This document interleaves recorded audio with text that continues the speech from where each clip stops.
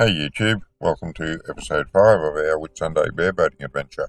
We are still in Whitehaven Bay, which is not as crowded as it was earlier because most of the people departed at the end of the swimming carnival. That ended at 2 o'clock and everyone was pretty much gone, or everyone that was leaving at least, was pretty much gone by 3. So we were able to go and enjoy the beach, which was relatively uncrowded by that stage.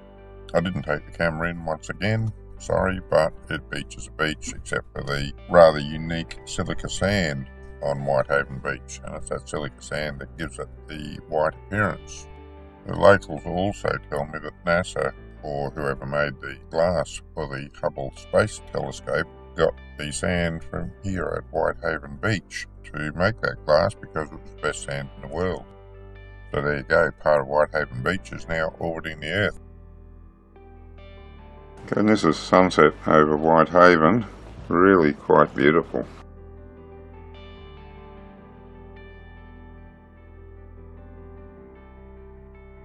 There's not too many boats in here. 4 up that way, 5 up that way, 6. I missed those 2 in the distance. 7, 8, 9 of us. 2 down the other side of us, plus us.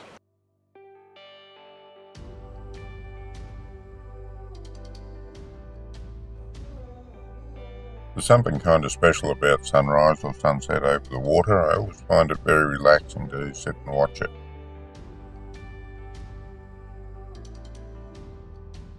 There's a storm predicted for this morning. It's at 10 past 5 here now.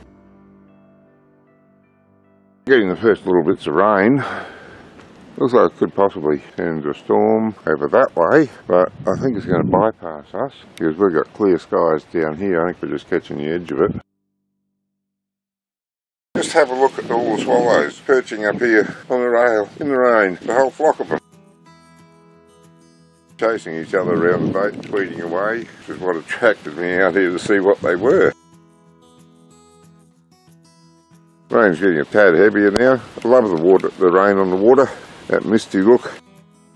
Whitehaven Beach there behind us, still looking beautiful even at this time of the morning. Looks like some boats might have left during the night. Oh, rain's getting heavy, I'm getting in before I get too wet.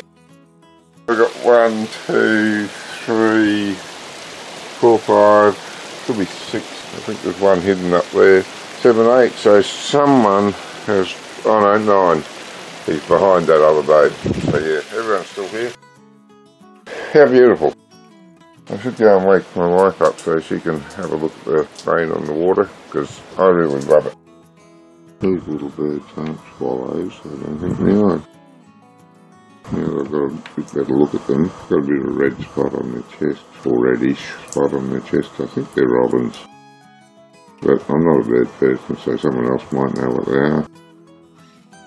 And there's a rainbow after this little shower that we've had out here. It's not 6 o'clock yet. A thunderstorm's been predicted for this morning. I'm still thinking there's a likelihood that there's not much more to it. It's just possible that those clouds over the hills there are going to come our way. The wind up higher is a bit different to what's down here from the motion of the clouds. So it's early yet.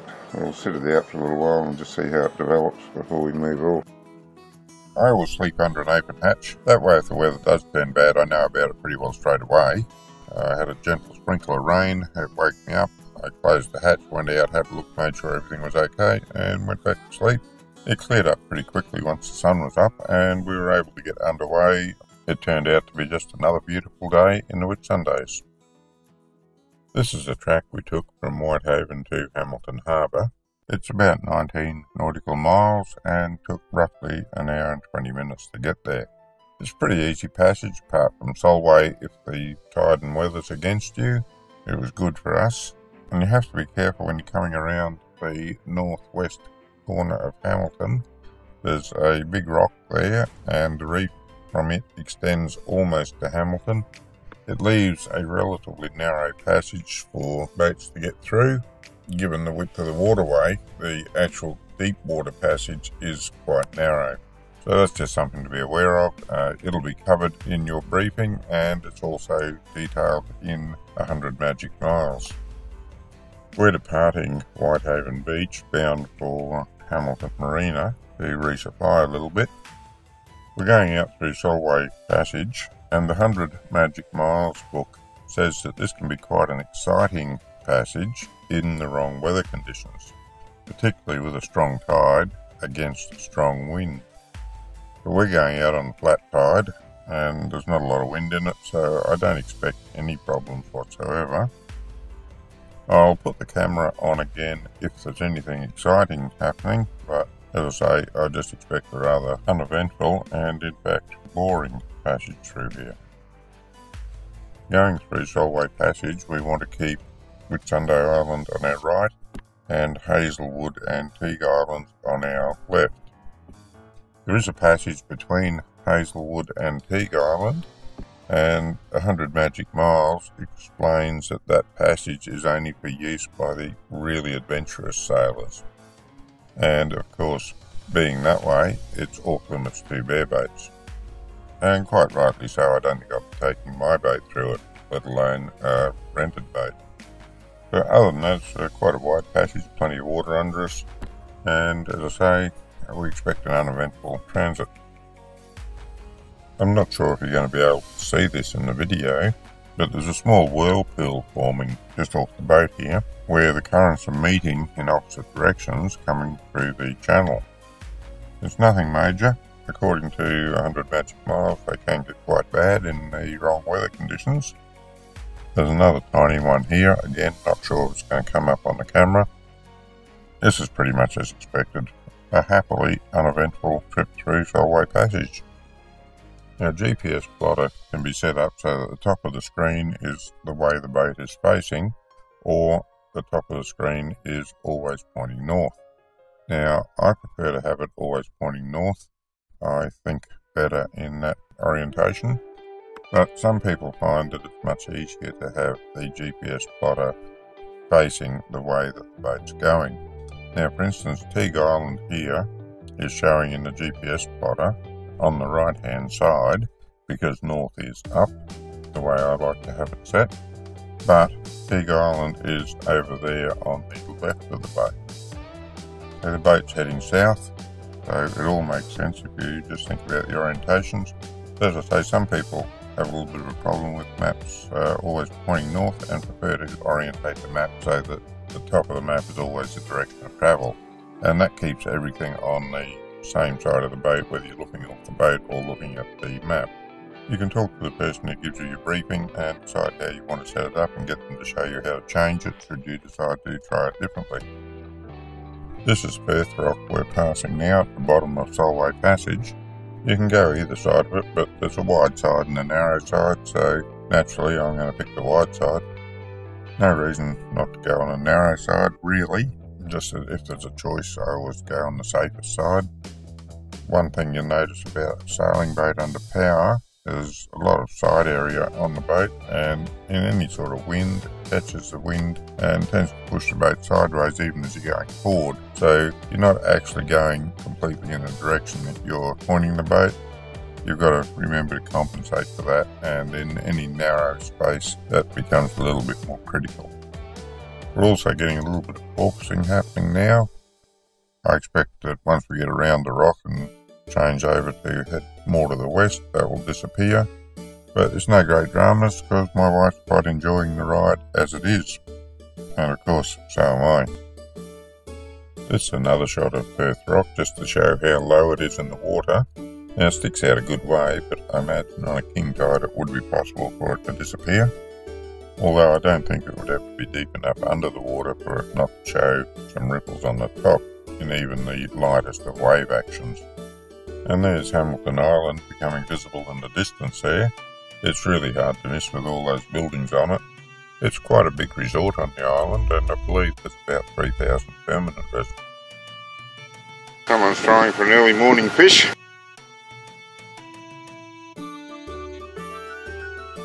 Some beautiful views from up on top of that hill, that's for sure. Okay, the marina's just around the corner down there. Just see the opening for it there, I think. We'll go down a little bit further, then we'll call in with sunsail. You call in just outside the marina and they'll send someone out to collect the yacht and berth it for you, which saves you trying to manoeuvre the yacht in amongst multi-million-dollar vessels and reduces their insurance premium at the same time, no doubt.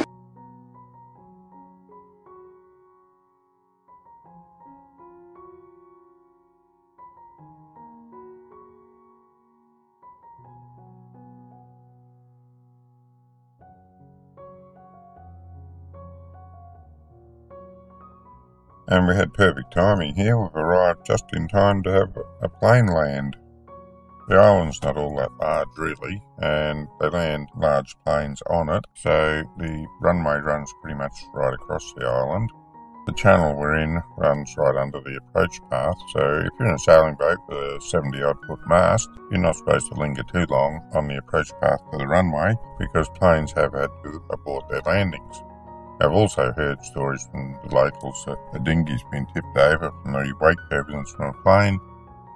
Yeah, I don't know if that's true or not. I don't know that the planes landing here are big enough for that.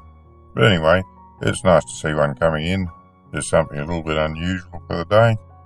That little barge over there is one of the barges that takes the campers over to the island. There's quite a number of camping spots on the island, so if you don't have a boat to get around, you can come up here and camp. And this looks like the police boat that was out at the triathlon at Whitehaven Beach yesterday. I guess it was too late for them to go back to their base, so the poor fellas had to put up on Hamilton Island for the night. Now, just to add insult to injury, they've got to go out and patrol the Whitsundays. Some blokes just have terrible, terrible jobs. And this is the Hamilton Island Yacht Club that we're sitting out in front of. And again, just more and more accommodation everywhere you look on Hamilton Island.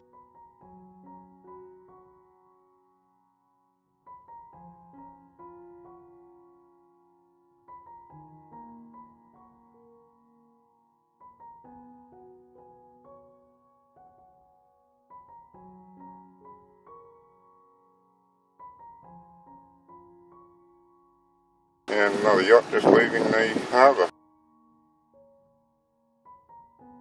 They're certainly having a good feed over there. Yeah. They're going north now. Oh, I mean, it's probably just Yeah, wow. I don't know. Oh yeah. Yeah, bait fish are just moving.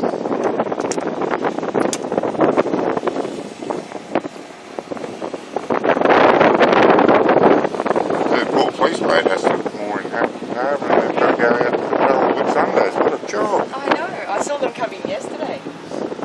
Yeah, they came in late yesterday afternoon. I saw the little police boat out yesterday over this way, and then I wondered where the big one was, because the little one's not normally far from the big one, but they were probably, I forgot, the triathlon was on yesterday. Yeah, so. They were over there and they had the police boat patrolling. Oh, did they? Yeah.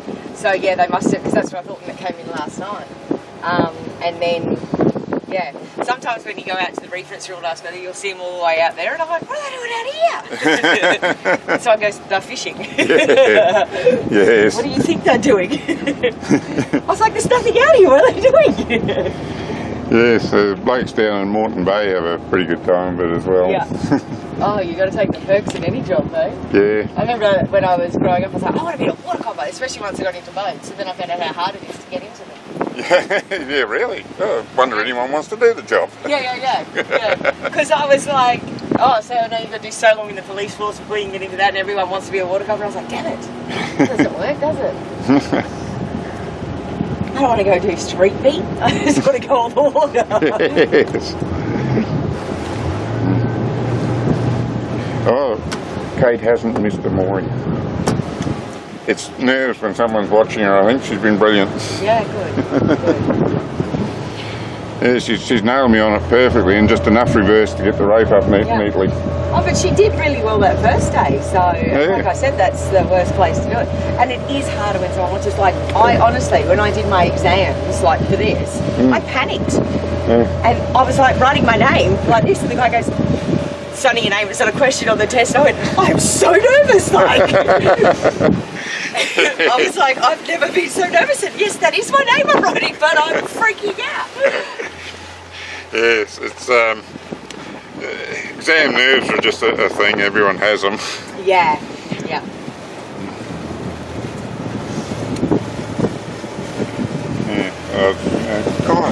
God, the mornings were as far apart as I expected them to be, but what really amazed me was how close to shore they were.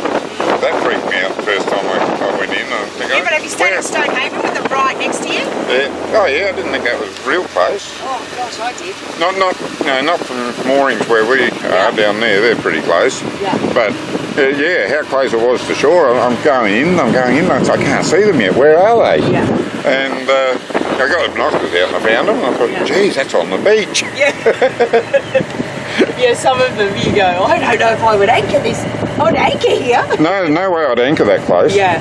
Because even at Whitehaven I was out further than anyone else. I'm the same at Whitehaven normally. There's been once that I've been really close at Whitehaven and I rolled during the night and thought, oh, I'm on the beach. Yeah, no, the only reason I saved the boat when we were rammed that time was because I anchored further out than most people. Because we were on the sand by the time I got the engines going. Yeah. Because the impact knocked the terminals off the barriers. I had to jump down and hold them on while I yelled for someone to start the engines. And I just got up. We were churning sand when I powered off of it. Lucky, eh? Yeah. Yes, that was real close to losing the boat that night. Yeah. Oh, the thing that worries me too is, yeah, what would happen to a person? Like, there's, you know, in a car you have a seatbelt on. Like, you're not prepared for anything that's going to happen. Yeah, well, it was an impact. I was out on deck when he hit us because I was watching him. And it was quite an impact, but it didn't, nothing enough to throw me off. And it took me a minute to realise the anchor chain had snapped. Yeah. I was on a boat in Nelly and went over at near Bareboating, and yeah, I ended up on the window on the other side. That's how I woke up, like on the window on the other side of the boat, because it just went straight over. Whoa. Yeah, that gave me but I woke up with such a fright and must have realised what had happened without even knowing, that I just started picking things up and doing things like, and I was like, what am I doing? Because the toolbox went with me, and I just remember it was giving a scream. Well, that's it for another episode. This episode only took in half the day's travel, so in the next episode we're going to continue on down to Shore Island and Neck Bay, where we spent the night. So YouTubers, until then.